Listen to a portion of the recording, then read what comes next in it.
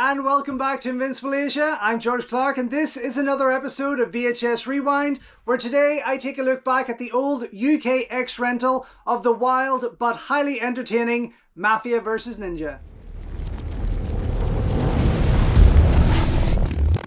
Don't forget folks, before we go any further, if you haven't already, please subscribe to the channel, like the video, ring the bell and all that jibber jabber, and thank you very much for supporting Invincible Asia.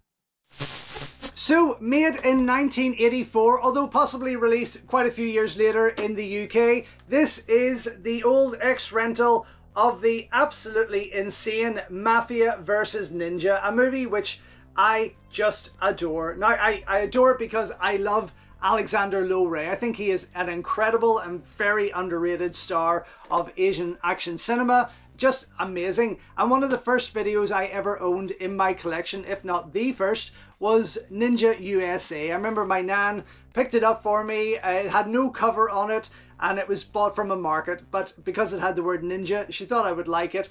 I mean, it was full of violence and sex and I was only probably about 12 at the time, but I still loved it, and it was my first introduction to this incredible martial arts star. So later on in years, I mean literally maybe 2 or 3 years later, I was in the video store and I saw for sale in the X rental section Mafia Vs Ninja.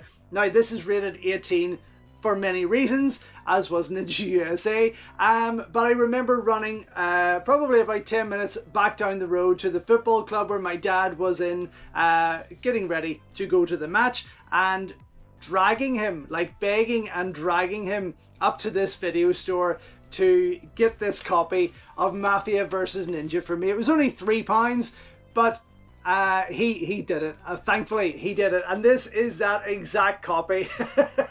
So that was probably, I would say, 1990, about 1990, maybe 1991, when that situation happened.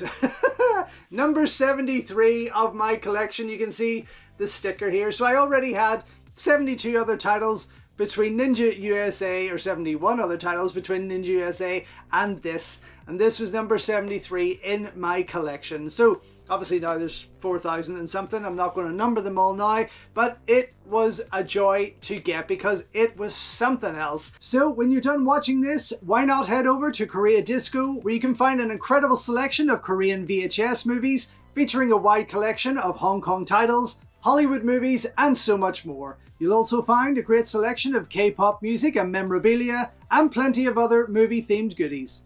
Now it does state here that this runs for 85 minutes, but I have a funny feeling that quite a bit of footage has been cut because there's a lot of clips here on the back that look like they should have appeared in that movie, but as many times as I watch it, I can never see them, and I really want to see an uncut version of this. Please, somebody give us an Alexander Lo Rei Blu-ray box set of original pieces of uncut movies. I want to see them, really.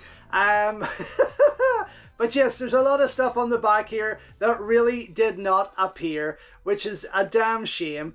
So this was directed by Robert Tai, the infamous Robert Tai, who worked with Alexander Lo Rei quite a lot, and he does appear throughout this as one of the henchmen, and he's very noticeable. He's got characteristics that you cannot miss Robert Tai. But it also stars a lot of regular Lo Rei film stars, such as the likes of Philip So or Charlie Ma, who was in the likes of Ninja the Final Duel. He also starred in that Dragon Ball The Magic Begins movie, the Taiwanese Dragon Ball movie, which I highly recommend. Hugely enjoyable. Of course, Eugene Thomas stars in there, the big amazing black guy who, like, he is fantastic, and he appears in pretty much all of Alexander Lo Rei's movies, as well as also Lucky 7, which is an incredible piece you need to check out. Another childhood favorite of mine. You have prolific actor Wang Che, who starred in a host of Shaw Brothers movies. He also appears throughout this as well. And then you've got Tong Leung, who stars as the bad guy, and Tong Leung, again, you would recognize from many of Alexander Lo Rei's movies there. But there's quite a few other familiar faces, but it's quite an international cast. As you can see, you have this Italian knife thrower down here as well, and I do believe that even Eastern Hero's very own Toby Russell does pop up in an extended version. I think he also starred in Ninja the Final Duel. But I mean, overall, it's just an insane movie, and there's a lot to love here, especially with the fight scenes. I mean, they are crazy. There's a lot of times where the female ninjas are doubled by very big burly men. So as a kid, it was always great to wind that back just to make sure, what did I see that for real there? Why does that woman suddenly have a hairy chest? But yes, Mafia vs Ninja, mad. And Mike Leader tells me that there was a Mafia vs Ninja TV series, which I've never found, never had the chance to see, but I'm dying to get my hands on it. So if anyone knows where I can get that, please let me know, because I will be on it like hotcakes. So the case itself, I mean, this has lasted now, what, 35 years. So it is a wee bit busted. The tape itself inside is moldy as fuck, as you can see here, hopefully. The white is just growing all over it there.